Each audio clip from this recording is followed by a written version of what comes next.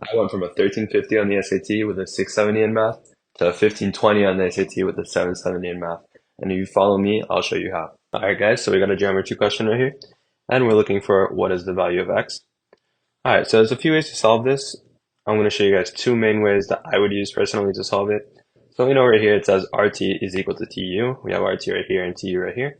And that means that the angle of U and the angle of R are going to be equal. And so what we're going to do is say a triangle has 180 degrees, and we have this angle right here.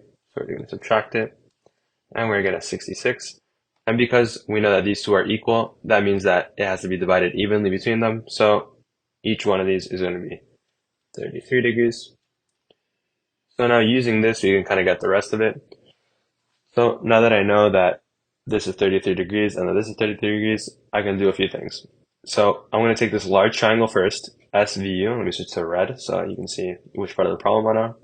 So I'm going to take SVU, and then I'm going to say, well, this angle U is 33 degrees, this angle S is 31. So that means that I can find this angle V right here. And I'm going to say, again, 180 subtracted by 33 plus 31 is 64. Will give me 116. And that means that this angle V right here is going to be 160 degrees. So that's important because that means that I can now see angle V and angle X are supplementary angles, which means that again they have to add up to 180. So I can just take 180, subtract by 116, and I end up with X is 64. So now I have my answer right here. You guys can stop right there, or you can see this other method. Both of them work equally as well. I think that's the fastest one, but if it helps, you guys can look at this next one. So what we're going to do is we're going to say, well, I know that this is 33, and I'm looking for x. So what I want to do is find this angle up here. So how do I do that? So I'm going to take this smaller triangle, and I'm going to try to find this angle because these two are corresponding. So let me start that.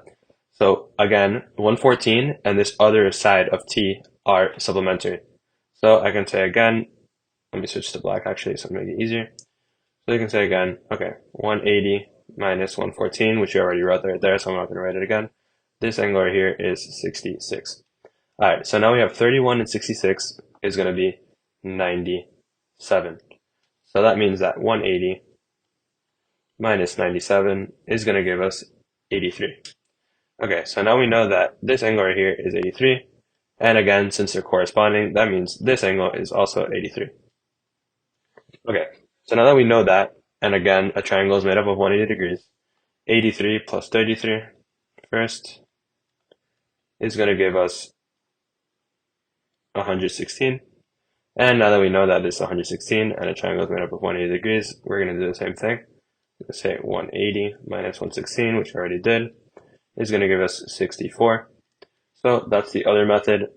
But as long as you get the fact that the answer is C, then the method you use doesn't matter.